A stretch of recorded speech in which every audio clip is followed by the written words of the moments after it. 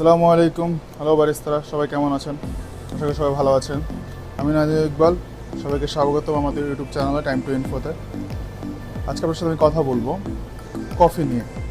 দেখুন, আপনার সবাই ব্যারিস্টার সবাই জানেন, হয়তো অনেক ভালো কফি বানাতে পারেন, অনেক ভালো আর্ট করতে পারেন, বাট একজন ব্যারিস্টা হিসাবে আরও অনেক কিছু জানা জরুরি।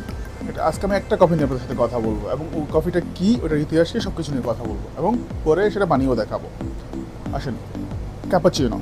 ক্যাপাচিনো হচ্ছে, শুধু একটা কফি না, এটা একটা সংস্কৃতি, এটা ইউরোপিয়ান সংস্কৃতি।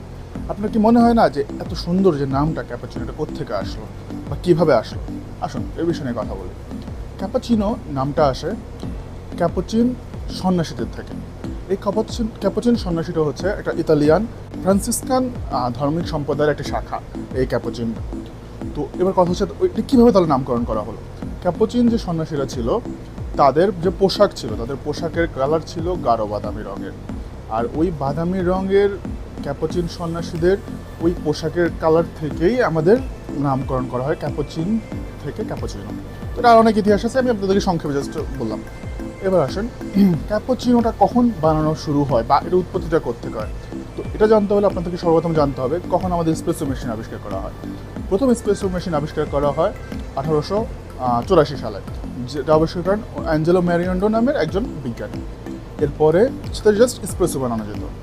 এরপরে সেটাকে পুনরায় সংস্করণ করে লুইজি ব্যাজেরা নামের একজন বিজ্ঞানী, যিনি 1900 সালের দিকে নতুন করে ক্যাপাচিনো মেশিন আবিষ্কার করেন, যার মানে হচ্ছে যে যেটাতে আমরা খুব সুন্দর স্টিম করে ফোম বানাতে পারবো। আমি উপরে সেটা সব ছবি দিয়ে দিলাম, দেখলেই বুঝতে পারবেন। এরপরে সেখান থেকে আমাদের আস্তে আস্তে আমাদের যতটা আমাদের পৃথিবী যতটা উন্নত হয়েছে, তত সাথে সাথে বিভিন্ন ধরনের এসপ্রেসো মেশিন আসতে শুরু করেছে, বিভিন্ন ব্র্যান্ডের বিভিন্ন কিছু সৃষ্টি হয়েছে। ওইখান থেকেই আমাদের আস্তে আস্তে ক্যাপাচিনো বানানোটা শুরু হয়েছে। আশা করি সবাই ক্লিয়ার। আমি সংক্ষেপে যতটুকু দরকার ততটুকু বোঝানোর চেষ্টা করেছি। এখন কথা বলে আপনাদের সাথে ক্যাপাচিনো। ক্যাপাচিনো আসলে কী? দেখেন, এটা সিম্পল কনসেপ্ট আমি আপনাদেরকে বোঝাবো।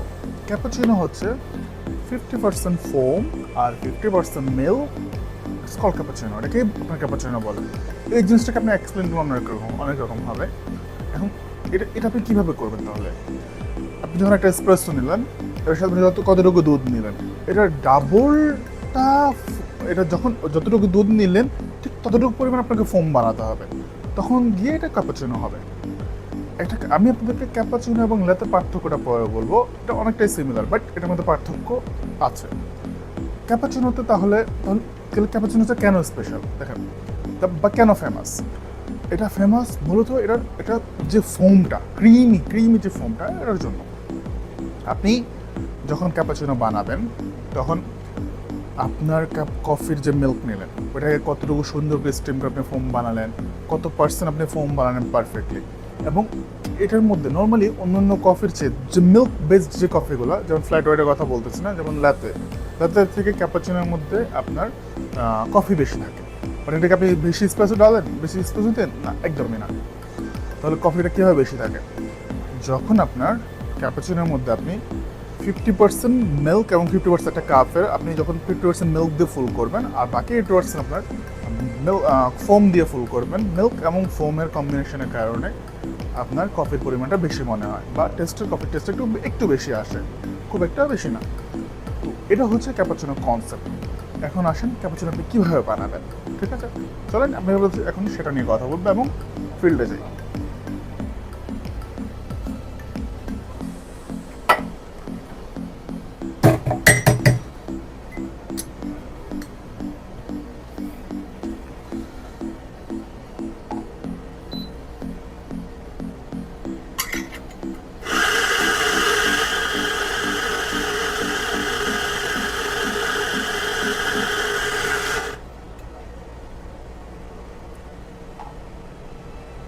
আমার এখানে কফি বেশি এসছে, আমি একটু কমাই। যেহেতু আমাদের এটা 15 গ্রাম বাস্কেট, তো আমি 15 গ্রাম কফি নিলাম। চেষ্টা করবেন যে সব সময় কফিটাকে সুন্দর করে ডিস্ট্রিবিউট করার জন্য, যাতে কফির ভিতরে কোনো পাক্স না থাকে। ডাম্পিং শেষ।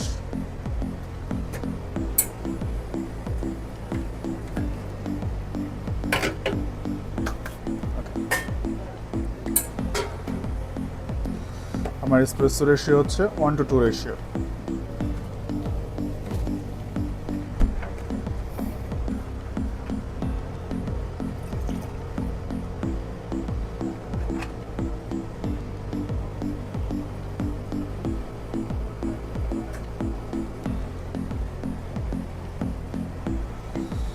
দেখুন আমি কতটুকু দুধ নিয়েছি। আমার এখানে দুধের পরিমাণ আপনারা দেখতে পাচ্ছেন। সিম্পলি আপনি যতটুকু দুধ নেবেন ঠিক তার ডাবল আপনাকে অতটুকু পরিমাণ আপনাকে ফোমও করতে হবে। আপনি যদি ধরেন 10% দুধ নেন, আপনাকে 20% ফোম মানে তো আরও 10% ফোম করতে হবে। দুইটা মিলে আপনাকে 20% হতে হবে এরকম। ওকে, আসেন স্ট্রিম করে দেখে।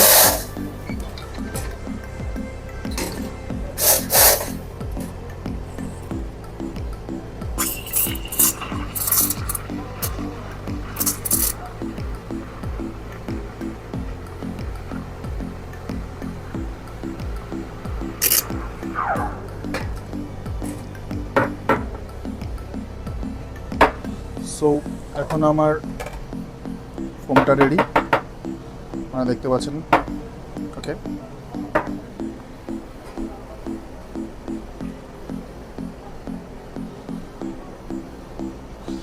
যদিও ক্যাপাচিনো দিয়ে তো ভালো আর্ট হয় না, বাট আমি আর্ট নিয়ে আজকে কথা বলবো না, জাস্ট এমনি করার জন্য আপনি দেখাচ্ছি। ওকে।